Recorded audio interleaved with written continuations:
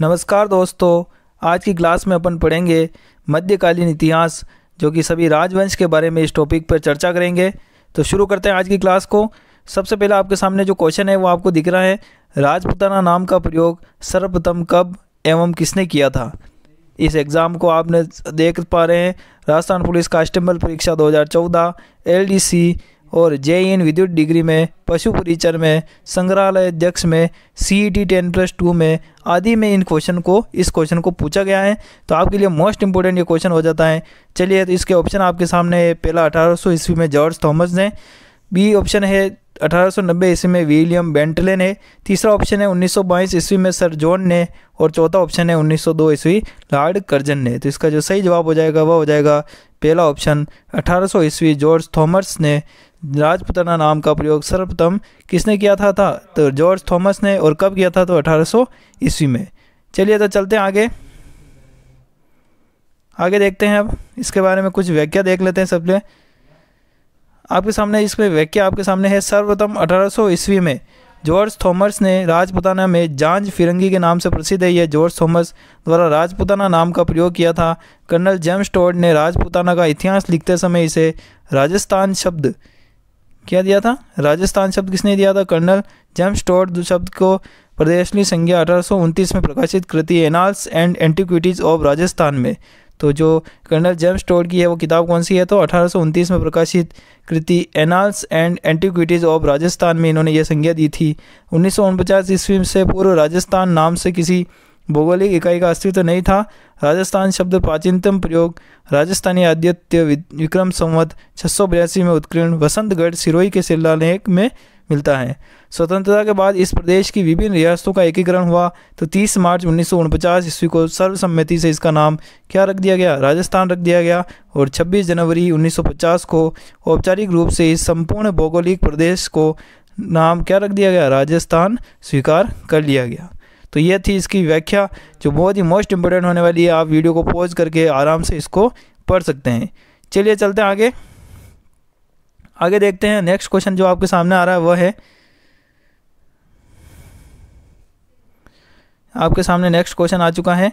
Question है आपका, अंग्रेजों के समय में राजस्थान को किस नाम से जाना जाता था? तो ये भी एग्जाम में काफ़ी एग्जामों में पूछा गया है। अंग्रेजों के समय राजस्थान को किस नाम से जाना जाता था? तो इसका जो सही जवाब हो जाएगा वह हो जाएगा चौथा ऑप्शन राजपूताना। तो अंग्रेजों के समय राजस्थान को राजपूताना नाम से जाना जाता था। नेक्स्ट क्वेश्चन है, निम्नलिखित में से जॉर्ज थॉमस द्वारा राजस्थान के लिए सर्वप्रथम किन शब्दों का प्रयोग किया गया था? तो इसका जो सही जवाब हो जाएगा वह अपन अभी देखा, तो राजपूताना शब्द का प्रयोग किया था। नेक्स्ट क्वेश्चन आपके सामने है। क्वेश्चन है, भारतीय इतिहास में राजपूत वंशों का प्रभुत्व कितनी अवधि के दौरान रहा था? ये आपको बताना है। ये पुलिस कांस्टेबल 16/5/2022 में क्वेश्चन पूछा गया है। तो 8वीं से 12वीं शताब्दी ईस्वी, 6वीं से 7वीं शताब्दी ईस्वी, और 5वीं से 9वीं शताब्दी ईस्वी में, और 3री से 5वीं शताब्दी ईस्वी में। यह आपको बताना है। तो कब तक रहा था? चलिए देखते हैं आगे। तो इसका जो आंसर हो जाएगा वो हो जाएगा 1। इतिहासकार स्मिथ ने 7वीं शताब्दी के मध्य से 12वीं शताब्दी की समाप्ति तक के समय को राजपूत युग बताया है। चलिए चलते हैं आगे। नेक्स्ट क्वेश्चन है आपका, राजपूत वैदिक आर्यों की संतान है। इस मत के प्रतिपादक कौन थे? ये आपको बताना है। तो इसका सही जवाब हो जाएगा गौरी शंकर हीराचंद ओझा। चलिए, स्टार लगा रखे, मतलब इसमें आपको कुछ डाउट थे क्वेश्चन में, इसीलिए स्टार लग रहे हैं। व्याख्या अपन देखते हैं इसकी, अभी संपूर्ण व्याख्या पढ़ते हैं। भारतीय देशीय उत्पत्ति, इसकी पूरी व्याख्या देखते हैं। इसमें से काफ़ी क्वेश्चन पूछे जाते हैं। आबू पर्वत पर वशिष्ठ के कुंड से उत्पन्न अग्निवंशीय कुल, जिसको चंद्रबरदाई का पृथ्वीराज रासो समर्थन करता है। इसका समर्थन कौन कौन करते हैं? तो नैणसी, सूर्यमल मिश्रण। तो आबू पर्वत पर वशिष्ठ के कुंड से उत्पन्न जो है अग्निवंशीय कुल, मतलब इसको अग्निवंशीय कुल भी कहते हैं। तो ये चंद्रबरदाई का पृथ्वीराज रासो है, समर्थन इसके नैणसी और सूर्यमल मिश्रण करते हैं। अगला है प्राचीन क्षत्रियों की संतान। तो ये है GH ओझा, CV वैद्य, सूर्य एवं चंद्रवंशी मत, डॉक्टर गौरीशंकर हीराचंद ओझा, डॉक्टर दशरथ शर्मा। दूसरे है वैदिक आर्यों की संतान, विशुद्ध वैदिक कालीन क्षत्रिय, विशुद्ध आरती आर्य, CV वेद। चलिए, तीसरा है ब्राह्मण वंशीय संतान, डॉक्टर DR भंडारकर और गोपीनाथ शर्मा इसका समर्थन करते हैं। नेक्स्ट आपका है सामाजिक आर्थिक प्रक्रिया की उपज कौन कौन है? तो ब्रज दुलाल, चट्टोपाध्याय इसका करते हैं। मिश्रित अवधारणा कौन मानते हैं? तो देवी प्रसाद चट्टोपाध्याय मानते हैं। अगला है प्राचीन आदिम जातियों गोंड, खोकर, भर आदि के वंशज सीमित मानते हैं।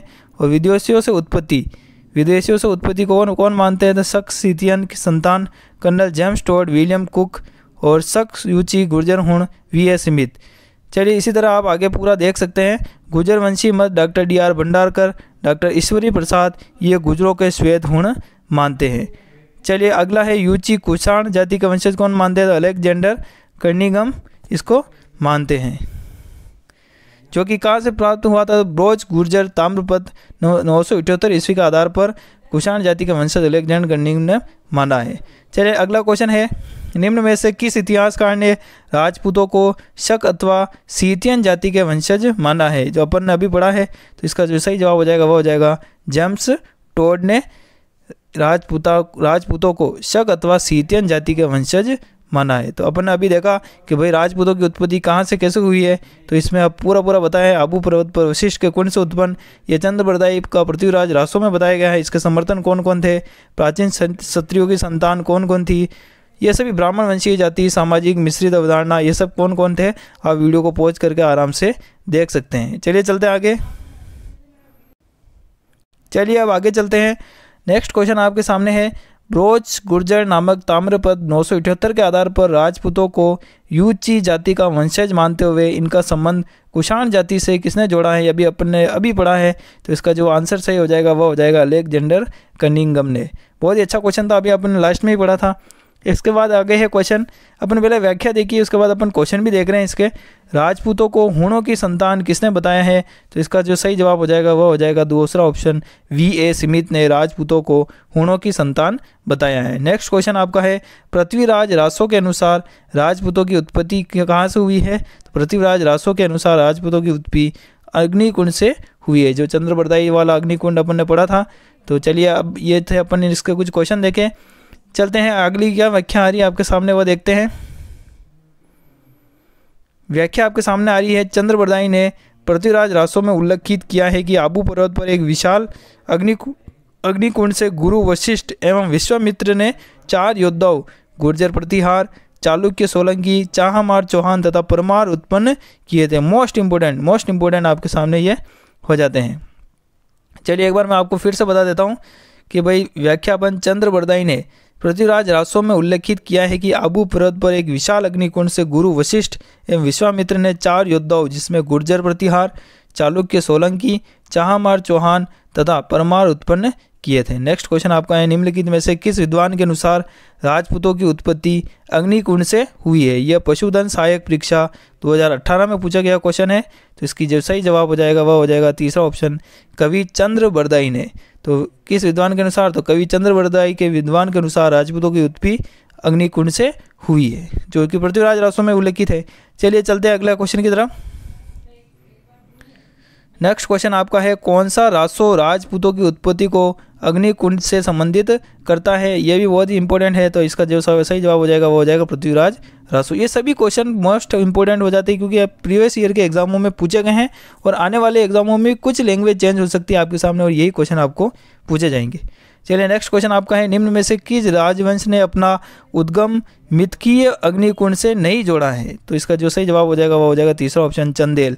तो किस राजवंश ने? तो चंदेल राजवंश ने अपना उद्गम मिथकीय अग्निकुंड से नहीं जोड़ा है। ये हेडमास्टर 2011 में पूछा गया क्वेश्चन है। अगला है, निम्न में से कौन से वंश की उत्पत्ति अग्निकुंड से नहीं हुई है? तो इसका सही जवाब हो जाएगा एक ऑप्शन, सिसोदिया। अन्यथा चौहान, चालुक्य, परमार अपन ने अभी देखा और गुर्जर प्रतिहार, इन चारों की उत्पत्ति अग्निकुंड से हुई है। आबू पर्वत पर एक विशाल अग्निकुंड का आयोजन किया गया जिसमें अन्यथा सिसोदिया वंश की उत्पत्ति अग्निकुंड से नहीं मानी जाती है। मोस्ट इंपोर्टेंट हो जाता है। चलिए चलते हैं आगे। तो ये थे अपन ने इनके बारे में पहले ही अपन ने पढ़ा है कि भाई इनके जो मध्यकालीन इतिहास राजवंश का अपन जैसे बेसिक पढ़ते हैं ना वो अपन ने पढ़ लिया है। अब अपन एक एक जो वंश है, जैसे चारों वंश की जिनकी उत्पत्ति हुई है, गुर्जर प्रतिहार, चालुक्य सोलंकी, चाहमान चौहान तथा परमार, इन चारों वंश के बारे में भी अपन पढ़ेंगे। तो सबसे पहला अब अपन जो पढ़ रहे हैं वह है आपके सामने गुर्जर प्रतिहार वंश। मोस्ट इंपोर्टेंट हो जाता है आपके लिए गुर्जर प्रतिहार वंश, इसके बारे में अपन पूरा पढ़ेंगे और इससे रिलेटेड क्वेश्चन भी करेंगे। तो आपके सामने पहला आ रहा है, इतिहासकार R.C. मजूमदार के अनुसार गुर्जर प्रतिहारों ने कितनी शताब्दी तक अरब आक्रमणकारियों के लिए बाधक का काम किया था। तो ये सेकंड ग्रेड संस्कृत एग्जाम 2011 में ये क्वेश्चन आपको पूछा गया है। तो इसका जो सही जवाब हो जाएगा वह हो जाएगा आपका तीसरा ऑप्शन, 6वीं शताब्दी से 11वीं शताब्दी तक। मोस्ट इंपोर्टेंट क्वेश्चन ये आपके सामने सभी एग्जामों में पूछे गए क्वेश्चन ही मैं आपको बढ़ा रहा हूँ। इसकी व्याख्या देखते हैं। पश्चिम भारत में गुर्जर प्रतिहार वंश का शासन मुख्यतः 6वीं से 12वीं सदी तक माना जाता है। प्रसिद्ध इतिहासकार रमेश चंद्र मजूमदार के अनुसार गुर्जर प्रतिहारों ने 6वीं से 12वीं शताब्दी तक अरब आक्रमणकारियों के लिए बाधक का काम किया था। तो मोस्ट इंपोर्टेंट हो जाता है आपके लिए ये कि भाई इसी क्वेश्चन में 6वीं से 11वीं शताब्दी दे रखा है, इसलिए इसमें स्टार लग रहा है क्योंकि रमेश चंद्र मजूमदार के अनुसार गुर्जर प्रतिहारों ने 6वीं से 12वीं सदी तक अरब आक्रमणकारियों के लिए बाधक का काम किया था। चलिए चलते हैं नेक्स्ट क्वेश्चन की तरफ। क्वेश्चन आपका है अगला, 750 से 1000 ईस्वी के दौरान राजस्थान और अधिकांश उत्तरी भारत पर निम्नलिखित में से किसने शासन किया था, ये आपको बताना है। तो इसका जो सही जवाब हो जाएगा वह हो जाएगा चौथा ऑप्शन, प्रतिहार वंश ने। गुर्जर प्रतिहार वंश ने इस ईस्वी के दौरान राजस्थान और अधिकांश उत्तरी भारत पर निम्नलिखित में से किसने किया, तो प्रतिहार वंश ने इसमें शासन किया। अगला क्वेश्चन है, 8वीं से 10वीं शताब्दी तक राजस्थान में किस राजपूत वंश का वर्चस्व रहा है। तो इसका सही जवाब हो जाएगा प्रतिहार वंश का। चलिए नेक्स्ट क्वेश्चन है, निम्न में से किसने अभिलेखों में प्रतिहारों को गुर्जर कहा गया है। आपके ऑप्शन है, नीलगुंड, 2 देवली, तीसरा रामनपुर, चौथा करहाड़। ये 2017 द्वितीय श्रेणी अध्यापक में क्वेश्चन पूछा गया है। तो इसका सही जो कूट हो जाएगा वह आपके सामने हो जाएगा आंसर नंबर 4, 1, 2, 3, 4। चारों अभिलेखों में प्रतिहारों को गुर्जर कहा है। इसकी व्याख्या देखते हैं। नीलगुंड, रामनपुर, देवली एवं करहड़ के शिलालेखों में प्रतिहारों को गुर्जर नाम से संबंधित किया गया है। बादामी के चालुक्य नरेश पुलकिशिन द्वितीय के ऐहोल अभिलेख में गुर्जर जाति का उल्लेख सर्वप्रथम हुआ है। चलिए चलते हैं आगे। नेक्स्ट देखते हैं अपन अगली स्लाइड। आपके सामने नेक्स्ट क्वेश्चन आ चुका है, राजस्थान में प्रतिहार वंश के संस्थापक हरिश्चंद्र की राजधानी थी। राजस्थान में प्रतिहार वंश के संस्थापक हरिश्चंद्र की राजधानी क्या थी, इनमें से आपको बताना है। एक ऑप्शन मेड़ता, दूसरा जालोर, तीसरा भीनमाल और चौथा मंडोर। तो इसका सही जवाब हो जाएगा चौथा ऑप्शन मंडोर। ये आपका वन रक्षक और फर्स्ट ग्रेड टीचर जीके के एग्जाम में आपको पूछा गया है। तो मोस्ट इंपोर्टेंट क्वेश्चन भी है ये। वैसे राजस्थान में गुर्जर प्रतिहार वंश के संस्थापक कौन है, हरिश्चंद्र जी। उनके राजधानी कहाँ ही थी, मंडोर इसकी राजधानी सर्वप्रथम थी। चलिए इसकी कुछ व्याख्या देखते हैं अपन फटाफट से। व्याख्या आपके सामने है। मंडोर के प्रतिहार बहुत ही इंपॉर्टेंट है आपके लिए, ध्यान से इसको पढ़िएगा। गुर्जर प्रतिहारों की 26 शाखाओं नैन्सी द्वारा उल्लेखित। किसके द्वारा बताइए गुर्जर प्रतिहारों की 26 शाखाएं, तो मोनोत नैन्सी द्वारा यह बताया गया है कि गुर्जर प्रतिहारों की 26 शाखाओं का उन्होंने वर्णन किया। में सबसे प्राचीन एवं महत्वपूर्ण मंडोर के प्रतिहार थे जोधपुर 1837 ईस्वी एवं घटियाला 1861 ईस्वी। शिलालेख के अनुसार हरिश्चंद्र नामक ब्राह्मण रोहिलिदी के 2 पत्नियां थी, एक ब्राह्मणी और दूसरी क्षत्राणी और द्री। ब्राह्मणी पत्नी से उत्पन्न संतान ब्राह्मण प्रतिहार एवं क्षत्राणी भद्रा से उत्पन्न क्षत्रिय प्रतिहार कहलाए। भद्रा के 4 पुत्र उत्पन्न हुए, भोग, भट्ट, कद्दक, रज्जिल और दह। इन चारों से मिलकर मंडोर को जीतकर गुर्जर प्रतिहार वंश की स्थापना की। वैसे रज्जिल तीसरा पुत्र था, फिर भी मंडोर की वंशावली इससे प्रारंभ होती है। इसी शाखा का नागभट्ट प्रथम, जो रज्जिल का पोता था, वह बड़ा प्रतापी शासक था। जब उसने देखा कि मंडोर में प्रतिहारों की स्थिति सुदृढ़ हो गई है तो उसने अपनी राजधानी को वहां से बदलकर मेड़ता स्थापित किया, जो मंडोर से 60 मील से अधिक दूरी पर है। तो नागभट्ट प्रथम ने मेड़ता को इसमें स्थापित किया राजधानी को। सर्वप्रथम हरिश्चंद्र ने मंडोर को अपना राजधानी बताया गुर्जर प्रतिहार वंश की। चलिए तो मोस्ट इंपोर्टेंट थी, आप इस वीडियो को पॉज करके आराम से और पढ़ सकते हैं। चलिए नेक्स्ट क्वेश्चन देखते हैं। नेक्स्ट क्वेश्चन आपका सामने है, प्रतिहार शासकों में रोहिलिदी के नाम से जाना जाता था, कौन जाना था? तो इसका सही जवाब हो जाएगा तीसरा ऑप्शन हरिश्चंद्र। प्रतिहार शासकों में रोहिलिदी के नाम से हरिश्चंद्र शासक जाना जाता था। अगला क्वेश्चन है, मंडोर प्रतिहार वंश के लिए किस शासक से वंशावली प्रारंभ होती है? तो इसका सही जवाब हो जाएगा रज्जिल वंश से, जो कि तीसरे पुत्र थे। मंडोर प्रतिहार वंश के रज्जिल शासक से वंशावली प्रारंभ होती है। अगला क्वेश्चन है, मंडोर के प्रतिहार माने जाते हैं एक ऑप्शन क्षत्रिय, दूसरा वैश्य, तीसरा शुद्ध और चौथा ब्राह्मण। तो भद्रा के 4 पुत्र थे, उन्होंने मंडोर को जीता था, तो ये क्षत्रिय प्रतिहार माने जाते हैं। चलिए अगला क्वेश्चन देखते हैं। प्रतिहारों की 26 शाखाओं में से सबसे प्राचीन शाखा कौन सी है? तो इसका जो सही जवाब हो जाएगा वो हो जाएगा दूसरा ऑप्शन मंडोर। इजी क्वेश्चन, अगर अपन एक बार व्याख्या ध्यान से देख लेते तो आप आराम से क्वेश्चन की आराम से बता सकते हैं। नेक्स्ट आपका है क्वेश्चन, मंडोर के प्रतिहार शासकों में निम्नलिखित में से कौन सा व्याकरण, तर्कशास्त्र, ज्योतिष, कला और काव्य रचना में कुशल थे और उन्हें प्रत्यक्ष रूप से एक से अधिक भाषाओं में प्रतिष्ठित कवि के रूप में स्वीकार किया गया था? तो इसका सही जवाब हो जाएगा तीसरा ऑप्शन कक। ये राजस्थान पुलिस कांस्टेबल 15/5/2022 में शिफ्ट नंबर 2 में आपको पूछा गया है। इसकी व्याख्या देखते हैं। राजा कक ने मुदागिरी मुंगेर बिहार में गौड़ शासक धर्मपाल को परास्त किया। वह व्याकरण, ज्योतिष, तर्क, न्याय और सर्व भाषाओं में कवित्व के निपुण कहलाते थे। चलिए अगला क्वेश्चन देखते हैं। प्रतिहार वंश की मंडोर शाखा के किस शासक ने अपनी राजधानी मंडोर से मेड़ता स्थापित कर दी थी?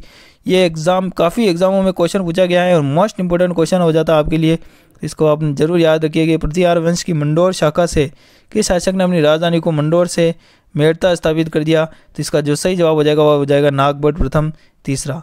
मोस्ट इंपोर्टेंट ये आप जरूर याद रखिएगा, ये क्वेश्चन आने वाले एग्जामों के लिए मोस्ट इंपोर्टेंट है। इसकी व्याख्या देखते हैं अपन। नागभट्ट प्रथम के बारे में पढ़ते हैं। नागभट्ट प्रथम नरभट्ट का पुत्र था, इसे नाहड़ भी कहते थे। गढ़ियाला शिलालेख के अनुसार नागभट्ट ने मंडोर से पूर्व राज्य की सीमा का विस्तार किया तथा मेदांतक, जो कि मेड़ता का पुराना नाम है, मेदांतक को अपनी राजधानी बनाया। नागभट्ट की रानी जज्जिका देवी 2 महान गुणी पुत्र तात और भोज उत्पन्न हुए। तात ने अपने भ्राता को मंडोर सौंपकर संन्यास ग्रहण किया। चलिए चलते हैं आगे आपका है मंडोर के प्रतिहार वंश से संबंधित प्रारंभिक शासक का क्या नाम था? तो सही जवाब हो जाएगा नागभट्ट प्रथम। नागभट्ट प्रथम किस राजवंश से संबंधित थे? तो इसका सही जवाब हो जाएगा गुर्जर प्रतिहार वंश से संबंधित थे। नेक्स्ट है प्रतिहार शासक जिसने सर्वप्रथम जालोर को अपनी राजधानी बनाया वह कौन था? तो सही जवाब हो जाएगा नागभट्ट प्रथम। प्रतिहार शासक जिसने सर्वप्रथम जालोर को अपनी राजधानी बनाया वह कौन था? तो नागभट्ट प्रथम। चलिए चलते हैं आगे, इसकी व्याख्या भी देख लेते हैं जल्दी से। कन्नौज प्रतिहारों की नामावली नागभट्ट प्रथम लगभग 730 ईस्वी के आसपास से प्रारंभ होती है। कन्नौज प्रतिहार वंश के प्रवर्तक नागभट्ट प्रथम को नागाव लोग भी कहते हैं। तो कन्नौज प्रतिहारों के नागावली नागभट्ट प्रथम लगभग 730 ईस्वी के आसपास से प्रारंभ होती है और कन्नौज प्रतिहार वंश के प्रवर्तक नागभट्ट प्रथम को नागाव लोग भी कहते हैं। चलिए चलते हैं आगे, इससे संबंधित और अपन कुछ व्याख्या देखते हैं जल्दी से। नागभट्ट प्रथम को राजा भोज की ग्वालियर प्रशस्ति में नारायण की उपाधि दी गई है। इससे उल्लेख है कि प्रतिहार वंश में त्रैलोक्य 3 लोक का रक्षक अद्भुत पुरातन मुनि नारायण का अवतार रूप राजा नागभट्ट उत्पन्न हुआ। उसने अरब सेना को सिंधु नदी के पश्चिम से खदेड़ने का काम किया। यह किसने किया था? तो नागभट्ट प्रथम ने, जिसको अरब सेना को सिंधु नदी के पश्चिम में खदेड़ने का काम किया। इस विजय के कारण उसे नारायण का अवतार रक्षक माना जाने लगा। नागभट्ट प्रथम ने वर्तमान गुजरात, राजस्थान, मालवा, चंबल घाटी, हरियाणा, सतलज के दक्षिण मैदान आदि प्रदेशों पर गुर्जर साम्राज्य की स्थापना की। अवंती के प्राचीन नगर उज्जैन को उसने अपनी राजधानी बनाया। दशरथ शर्मा के अनुसार नागभट्ट की राजधानी जालोर मानते हैं वो। जैसी घोष भी नागभट्ट प्रथम की राजधानी उज्जैन ही मानते हैं। राष्ट्रकूट राजा दंती दुर्ग ने भी अरबों के विरुद्ध नागभट्ट प्रथम का साथ दिया तथा दोनों ने अपनी इस सफलता पर उज्जैन नगरी में हिरण्यगर्भ महादान समारोह का आयोजित किया था। बहुत ही मोस्ट इंपॉर्टेंट आपकी यह व्याख्या हो जाती है, आप इसको ध्यानपूर्वक वीडियो को पॉज करके आराम से पढ़ सकते हैं। चलिए चलते हैं आगे आपके कुछ क्वेश्चन आ रहे हैं, इससे संबंधित देखते हैं। प्रतिहार राजा नागभट्ट प्रथम के बारे में कौन सा कथन सही है, यह आपको बताना है। तो इसका सही जवाब हो जाएगा चौथा। उन्होंने सिंधु के अरब शासकों को हराया जो राजस्थान, गुजरात, पंजाब आदि पर आक्रमण करने की कोशिश कर रहे थे। नेक्स्ट क्वेश्चन है, उस प्रतिहार शासक का नाम बताइए जिसने न केवल अरबों के आगे बढ़ने पर अंकुश लगाया बल्कि अनेक शासकों और उनके आधिपत्य से भी मुक्त करवाया। तो इसका सही जवाब हो जाएगा नागभट्ट प्रथम। चलिए आगे चलते हैं। क्वेश्चन है आपका नेक्स्ट, किस राजा के वंशज गुर्जर प्रतिहार कहे जाने लगे? तो नागभट्ट सेकंड। किस राजा के वंशज गुर्जर प्रतिहार कहे जाने लगे? तो नागभट्ट सेकंड। व्याख्या, नागभट्ट द्वितीय 795 से 833 ईस्वी राजा के वंशज गुर्जर प्रतिहार कहे जाने लगे। अगला है प्रथम प्रतिहार शासक जिसने परम भट्ट भट्टारक महाराजाधिराज परमेश्वर की उपाधि धारण की, वह कौन था? तो प्रथम प्रतिहार शासक, आपको उसका नाम बताना है जिसने परम भट्टारक महाराजाधिराज परमेश्वर की उपाधि धारण की, तो वह शासक कौन था? आपको इन ऑप्शन में से बताना है। तो इसका सही जवाब हो जाएगा दूसरा ऑप्शन, नागभट्ट सेकंड। तो इसकी व्याख्या देख लेते हैं, नागभट्ट सेकंड के बारे में पूरी जानकारी प्राप्त करते हैं। प्रतिहार वंश का शासक जिसने कन्नौज को जीतकर अपनी राजधानी बनाया तथा 100 वर्षों से चले आ रहे त्रिपक्षीय संघर्ष को समाप्त कर दिया, उसके समय प्रतिहार उत्तरी भारत का सबसे शक्तिशाली राज्य बन चुका था। उससे परम भट्टारक महाराजाधिराज परमेश्वर बंगाल के पाल शासक धर्मपाल को हराकर उन्होंने ये उपाधि धारण की थी। कहा गया, इसका उल्लेख 815 ईस्वी के बुज कला अभिलेख में हुआ। उसने बलि प्रबंधन नामक ग्रंथ की रचना की थी। नागभट्ट द्वितीय ने बलि प्रबंधन नामक ग्रंथ की रचना की थी। साथ ही उन्होंने धर्मपाल को हराकर परम भट्टारक महाराजाधिराज परमेश्वर की उपाधि भी धारण करने वाला यह गुर्जर प्रतिहार वंश का पहला शासक बना। चलिए अगला क्वेश्चन आपका है, राजा नागभट्ट द्वितीय का संबंध निम्नलिखित में से किस राजवंश से था? तो सही जवाब हो जाएगा गुर्जर प्रतिहार वंश से। दूसरा है, गुर्जर प्रतिहार वंश के किस शासक ने अपने पराक्रम ने से गुर्जरों को प्रतिष्ठा को पुनः स्थापित किया? तो इसका सही जवाब हो जाएगा नागभट्ट द्वितीय ने। आदिवरा की उपाधि जिस राजपूत शासक ने धारण की, वह इनमें से कौन है? आपको बताना है। तो सही जवाब हो जाएगा मिहिर भोज, यह वरिष्ठ कंप्यूटर अनुदेशक। साथ ही थर्ड ग्रेड टीचर 2006 में भी यह क्वेश्चन पूछा गया, आदिवरा की उपाधि किस राजपूत शासक ने धारण की थी? तो सही जवाब हो जाएगा मिहिर भोज ने।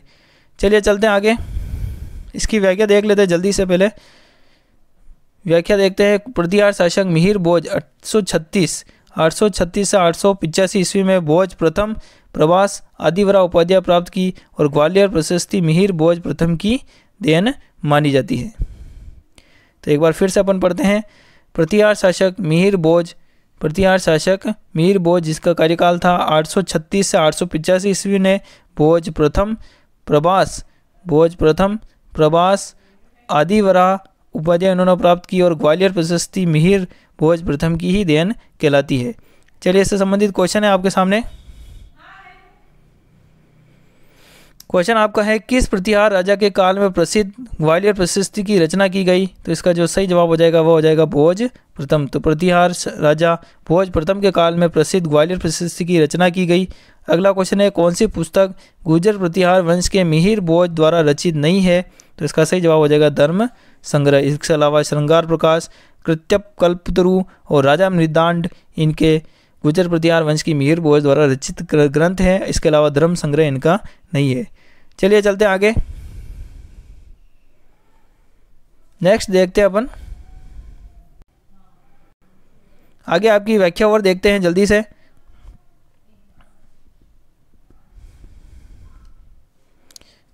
मिहिर भोज द्वारा रचित ग्रंथ योग्य सूत्रवर्ती, विद्या विनोद, बोंज चुप, शब्दानुशासन, श्रृंगार मंजरी, कृत्य कल्पतरु, राजा मृदांड, प्राकृत व्याकरण, आयुर्वेद सर्वस्व, श्रृंगार प्रकाश, कुंभसूतक, युक्ति कल्पतरु, सरस्वती, कंठांबरण, राजा मातरंड और सिद्धांत संग्रह इत्यादि मिहिर भोज द्वारा या भोज प्रथम द्वारा रचित ग्रंथ कहलाते हैं। इसमें से विद्या विनोद और शब्दानुशासन, श्रृंगार मंजरी ये बहुत इंपॉर्टेंट है, काफ़ी एग्जामों में पूछा गया है। कृत्य कल्पतरु, राजा मृदांड, प्राकृत व्याकरण आदि इंपॉर्टेंट हो जाते हैं। आप वीडियो को पॉज करके याद कर सकते हैं या अपनी नोटबुक में नोट कर सकते हैं। चलिए अगला क्वेश्चन देखते हैं अपन जल्दी से। क्वेश्चन आपका है, राजशेखर किसके दरबार में था? तो इसका सही जवाब हो जाएगा महेंद्रपाल प्रथम के दरबार में राजशेखर इनके दरबार में था। चलिए व्याख्या देखते हैं अपन। महेंद्रपाल प्रथम एवं महिपाल के राज दरबारी कवि राजशेखर थे। महेंद्रपाल प्रथम एवं महिपाल के राज दरबारी कवि राजशेखर थे। उसके दरबारी कवि राजशेखर ने कपूर मंजरी काव्य मीमांसा और विदशाल भंजिका, हर विलास और भुवन कोश, बाल रामायण, बाल भारत आदि ग्रंथों की रचना की थी। राजशेखर ने विदशाल भंजिका में अपने शिष्य महेंद्रपाल को, रघुकुल तिलक, कपूर मंजरी में महाराष्ट्र, चूड़ामणि और बाल भारत में रघुनामणि रघुवंशियों से अग्रणी कहा है। राजशेखर ने बाल भारत नाटक महेंद्रपाल के पुत्र महिपाल को रघुवंश मुक्तामणि रघुवंश रूपी मोतियों में मणि के समान आर्यावत का महाराजा रिवाज कहा। बहुत ही इंपॉर्टेंट है ये। व्याख्या आप एक बार फिर से मैं पढ़ लेता हूँ। महेंद्रपाल प्रथम एवं महिपाल उसके पुत्र थे कि राज दरबारी कवि राजशेखर थे। तो महेंद्रपाल प्रथम और उनके पुत्र महिपाल के राज दरबारी कौन थे? कवि राजशेखर थे। उसके दरबारी कवि राजशेखर ने कपूर मंजरी, काव्य मीमांसा, विशाल भंजिका, हरविलास और भुवन कोश, बाल रामायण, बाल भारत आदि ग्रंथों की रचना की थी।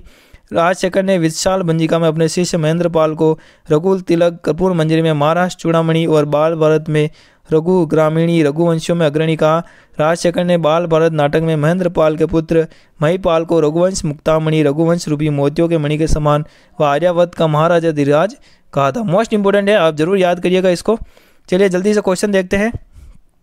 क्वेश्चन आपका है, निम्नलिखित में से कौन सी कृति प्रसिद्ध कवि, नाट्यकार एवं लेखक राजशेखर की नहीं है? आपको बताना है। तो इसका सही जवाब हो जाएगा प्रभावक चरित्र इसकी नहीं है, अन्यथा कपूर मंजरी, काव्य मीमांसा और बाल रामायण इनकी प्रसिद्ध कवि कहलाती है। चलिए अगला क्वेश्चन आपका, निम्न में से कौन शाही प्रतिहार सम्राट महेंद्रपाल प्रथम का गुरु था? तो इसका सही जवाब हो जाएगा राजशेखर। तो सम्राट महेंद्रपाल प्रथम के गुरु कौन थे? तो राजशेखर थे। नेक्स्ट क्वेश्चन है, प्रतिहार शासक महेंद्रपाल प्रथम एवं महिपाल का दरबारी कवि कौन था? तो इसका सही जवाब हो जाएगा तीसरा ऑप्शन राजशेखर। अगला क्वेश्चन है आपका, कौन सा शासक गौड़ बंगाल में भोज प्रथम का समकालीन था? तो सही जवाब हो जाएगा देवपाल। व्याख्या, अरब यात्री सुलेमान ने 851 ईस्वी मिहिर भोज प्रथम के कुशल प्रशासन एवं शक्तिशाली सेना की प्रशंसा की थी। तो कौन सा शासक? तो देवपाल शासक गौड़ बंगाल में भोज प्रथम के समकालीन था। तो इसके और अपन व्याख्या आगे की व्याख्या देखते हैं। आगे व्याख्या है आपका, अरब यात्री सुलेमान जब 851 ईस्वी में मिहिर भोज प्रथम के कुशल प्रशासन और शक्तिशाली सेना की उसने प्रशंसा की थी। चलिए आगे देखते हैं। अगली है आपकी, राष्ट्रकूट शासक ध्रुव ने मिहिर भोज के दक्षिणी क्षेत्रों में विजय अभियान पर रोक लगाई, परंतु बाद में भोज ने राष्ट्रकूट शासक कृष्णा तृतीय को पराजित कर मालवा पर अधिकार कर लिया। मिहिर भोज ने समकालीन पाल नरेश देवपाल से भी युद्ध किया तथा देवपाल के उत्तराधिकारी नारायण पाल को बुरी तरह से उन्होंने परास्त किया। क्वेश्चन आपका है, निम्नलिखित में से किस विदेशी यात्री ने गुर्जर प्रतिहार राजवंश की सैन्य शक्तियों एवं समृद्धि का उल्लेख किया था? इसका सही जवाब हो जाएगा दूसरा, अपन ने अभी सुलेमान देखा था। अगला है आपको, उस अरब यात्री का नाम बताइए जिसने मिहिर भोज के समय का वृत्तांत प्रस्तुत किया। ये आपको बताना है। तो इसका जो सही जवाब हो जाएगा वह हो जाएगा सुलेमान। अगला क्वेश्चन है, अरब यात्री सुलेमान ने किस प्रतिहार राजा के शासनकाल में भारत की यात्रा की थी? अभी अपन ने पढ़ा भोज प्रथम के, चौथा सही जवाब हो जाएगा। अगला क्वेश्चन आपका है, मंडोर शाखा के निम्न प्रतिहार शासकों का सही कालानुक्रम आपको बताना है। 1 नागभट्ट प्रथम, रज्जिल, ब्राउक और टाटा। तो इसका जो सही जवाब हो जाएगा चौथा हो जाएगा 2, 1, 4, 3। तो व्याख्या अपन देखते हैं, मंडोर शाखा के प्रतिहार शासकों का कालक्रम क्रमशः हरिश्चंद्र, जो कि सबसे पहले इन्होंने ही मंडोर को अपने राजधानी बताया, जिनको रोहिल्लुद्दी भी कहते हैं। उसके बाद रज्जिल, नरभट्ट या नागभट्ट प्रथम, तात, टाटा, भोज, यशोवर्धन, चंदुक, शिलुक, जोट, बिलादित्य, कक और बाउक, कक्कुक आदि शासक कालानुक्रम अनुसार कहे जाते हैं। अगला क्वेश्चन आपका, निम्नलिखित में से कौन सा शासक गुर्जर प्रतिहार राजवंश से संबंधित नहीं है? नागभट्ट प्रथम, महेंद्रपाल प्रथम, देवपाल और भरत भट्ट प्रथम। तो भरत भट्ट प्रथम इसका सही जवाब हो जाएगा। चलिए आगे देखते हैं। आगे आपका है व्याख्या, गुर्जर प्रतिहार वंश के शासक सबसे पहले है नागभट्ट प्रथम, जिनका कार्यकाल 730 से 760 ईस्वी में हुआ। नागभट्ट द्वितीय, इनका 795 से 833 ईस्वी में। महेंद्रपाल प्रथम 885 से 910 ईस्वी में। भोज प्रथम 910 से 913 ईस्वी में। महिपाल प्रथम 914 से 943 ईस्वी में। महेंद्रपाल द्वितीय 945 से 948 ईस्वी में। देवपाल 948 से 949 ईस्वी में। त्रिलोचन पाल 1019 से 1027 ईस्वी में। यशपाल के बारे में देखते हैं। इलाहाबाद के कड़ा नामक स्थान पर 1036 ईस्वी का लेख मिला है, जिसमें यशपाल के दान का वर्णन है। इनके पश्चात किसी अन्य प्रतिहार नरेश का नाम याद नहीं होता है। 1093 के आसपास चंद्रदेव गढ़वाल ने प्रतिहारों से कन्नौज छीनकर इनके अस्तित्व को समाप्त कर दिया था। तो मोस्ट इंपोर्टेंट ये हो जाता है, यशपाल इसके अंतिम शासक कहलाते हैं शायद। चलिए और आगे देखते हैं, इसको ध्यान से पढ़ लेते हैं। कन्नौज छीनकर इनके अस्तित्व को समाप्त कर दिया। आगे क्वेश्चन देखते हैं। क्वेश्चन आपका है, प्रतिहार वंश का अंतिम शासक कौन था? तो यशपाल इसका सही जवाब हो जाएगा। अगला है, गुर्जर प्रतिहार पाल राष्ट्रकूट शासन केंद्रीय राजतंत्र नहीं थे। यह गलत जवाब। ये आपको ये जो कथन है ये आपको बताना है कि गुर्जर प्रतिहार पाल एवं राष्ट्रकूट शासन केंद्रीय राजतंत्र नहीं थे। तो यह कथन गलत है। व्याख्या, गुर्जर प्रतिहार पाल राष्ट्रकूट शासन में केंद्रीय राज्य सत्तात्मक राजतंत्र शासन था, जिसकी पुष्टि अरब यात्री अल मुसुदी और सुलेमान भी करते थे। शासन की सुविधा की दृष्टि से प्रांतों में विभाजित किया गया था, जिसके अधिकारी राजस्थानीय राजपुरुष कहलाते थे। चलिए आगे देखते हैं, इससे संबंधित कुछ क्वेश्चन देखते हैं अपन फटाफट से। प्रतिहार शिलालेखों में पदाधिकारियों का उल्लेख यह आता है, इसका सही जवाब हो जाएगा राजपुरुष। अगला है गुर्जर प्रतिहार शासक मथन देव कहाँ शासन करता था, तो राजर गौड़ में यह शासक करता था। चलिए अगला क्वेश्चन आपके सामने है, रायपुर या राजौरगढ़ में अपन इसके बारे में पढ़ लेते हैं जल्दी से। का प्रतिहार गोत्र का गुर्जर महाराजाधिराज सावट का पुत्र महाराजाधिराज परमेश्वर मथन देव इस पर राज्य करता था। अगला क्वेश्चन है, कन्नौज का पर अधिकार हेतु चले त्रिपक्षीय युद्ध में राजपुताना के किस वंश के शासकों ने भाग लिया था। ये इंपॉर्टेंट है, कन्नौज पर अधिकार हेतु चले त्रिपक्षीय युद्ध में राजपुताना के किस वंश के शासकों ने भाग लिया था, तो सही जवाब हो जाएगा गुर्जर प्रतिहार वंश के शासकों ने भाग लिया था। चलिए चलते आगे, नेक्स्ट वाक्य आपके सामने है, दक्षिण में राष्ट्रकूट, पूर्व में पाल एवं उत्तर में उत्तरी भारत में गुर्जर प्रतिहार। बहुत इंपॉर्टेंट ये क्वेश्चन काफ़ी एग्जाम में पूछा जाता है, आप इस व्याख्या को बहुत ही ध्यान से देखिएगा। चलिए देखते हैं, सबसे पहले दक्षिण में राष्ट्रकूट वंश, पूर्व में पाल वंश और उत्तरी भारत में गुर्जर प्रतिहार वंश, इन्होंने तीनों ने ये युद्ध लड़ा था कन्नौज पर अधिकार को लेकर। कन्नौज पर आधिपत्य के लिए इन तीनों महाशक्तियों के मध्य हुए संघर्ष को त्रिपक्षीय संघर्ष कहा जाता है। इसकी शुरुआत प्रतिहार नरेश वत्सराज ने कन्नौज के शासक इंद्रायुध को पराजित करके की एवं अंततः प्रतिहार इसमें सफल हुए। प्रतिहार शासक नागभट्ट द्वितीय ने 816 ईस्वी में कन्नौज के शासक चक्रायुध को हराकर कन्नौज की अपनी राजधानी बनाया। 100 वर्षों से चल रहे आ रहे संघर्ष को विराम दिया। यह संघर्ष लगभग 100 वर्षों तक चला था। मोस्ट इंपोर्टेंट है आपके लिए, ये काफ़ी एग्जामों में इसका क्वेश्चन पूछा गया है। इस व्याख्या से काफ़ी एग्जामों में क्वेश्चन आया है, आप इसको पॉज करके आराम से पढ़ सकते हैं। चलिए, गुर्जर प्रतिहारों की राजधानी कौन सी थी आपको बताना है, तो पीलोमोलो भीलमाल, ये इसका सही जवाब हो जाएगा पीलोमोलो भीनमाल। गुर्जर प्रतिहारों की राजधानी कौन सी थी, तो पीलोमोलो भीनमाल। ये सेकंड ग्रेड जीके संस्कृत शिक्षा में पूछा गया 2019 के एग्जाम में। इसकी व्याख्या अपन जल्दी से देख लेते हैं। चीनी यात्री हैंसोंग ने भारत की यात्रा का विवरण अपने ग्रंथ सीयूकी में दिया। इसमें उसने गुर्जर राज्य को कुचीलो गुर्जर तथा इनकी राजधानी भीनमाल का प्राचीन नाम श्रीमाल का नाम पीलोमोलो लिखा। तो ये किसने लिखा था, चीनी यात्री हैंसोंग, जो कि भारत की यात्रा पर आए थे। तो उन्होंने अपने ग्रंथ सीयूकी में बताया कि गुर्जर राज्य को कुचीलो गुर्जर तथा इनकी राजधानी भीनमाल, जिसका प्राचीन नाम श्रीमाल का नाम पीलोमोलो लिखा। अगला क्वेश्चन आपका, गुर्जर प्रतिहारों की राजधानी किस स्थान पर थी, जो जालौर से भीनमाल का एक पुराना नाम भी था। तो इसका नाम हो जाएगा श्रीमाल। श्रीमाल जिसको अपन क्या कहते थे, पुराना भीनमाल का भी नाम श्रीमाल मिलता है। नेक्स्ट क्वेश्चन आपका है, प्रतिहार एवं पाल शासकों पर अपनी विजय की खुशी में ध्रुव ने गंगा व यमुना के चिन्हों एल्बम को सम्मिलित किया था, तो राष्ट्रकूट कुल चिन्ह में। चलिए चलते हैं आगे, अगली स्लाइड में चलते हैं अपन जल्दी से। यह व्याख्या देखते हैं जल्दी से। अगली व्याख्या आपके सामने आ गई है, ध्रुव ने अवंती नरेश वत्सराज पाल नरेश धर्मपाल पर आक्रमण कर उन्हें परास्त किया। बड़ौदा अभिलेख में स्पष्ट होता है कि किस विजय के उपलक्ष्य में राष्ट्रकूट शासक ध्रुव ने राष्ट्रकूट कुल चिन्ह एल्बम में गंगा व यमुना के चिन्हों को सम्मिलित किया था। चलिए चलते हैं आगे, गुर्जरों के किस शासक ने पराजित किया, गुर्जरों को किस शासक ने पराजित किया है आपको बताना है। तो आपका सही जवाब हो जाएगा प्रभाकर वर्धन ने इनको परास्त किया था। इसकी व्याख्या देखते हैं जल्दी से। प्रभाकर वर्धन ने गुर्जर प्रतिहार साम्राज्य, जिसका विस्तार दक्षिण पश्चिमी राजस्थान तक था, को समाप्त कर वर्धन वंश की स्थापना की। आगे, प्रतिहार शासक के शासनकाल में जैन ग्रंथ हरिवंश पुराण एवं कुवलय माला की रचना हुई। तो इसका सही जवाब हो जाएगा वत्सराज के कार्यकाल में इसकी रचना हुई। आगे इसकी व्याख्या देखते हैं जल्दी से। मीर भोज की ग्वालियर प्रशस्ति में महाराज वत्सराज को बहुसंख्य भूभूतों और उनके शक्तिशाली सलाहकारों की गति के समाप्त करने वाला कहा बताया है।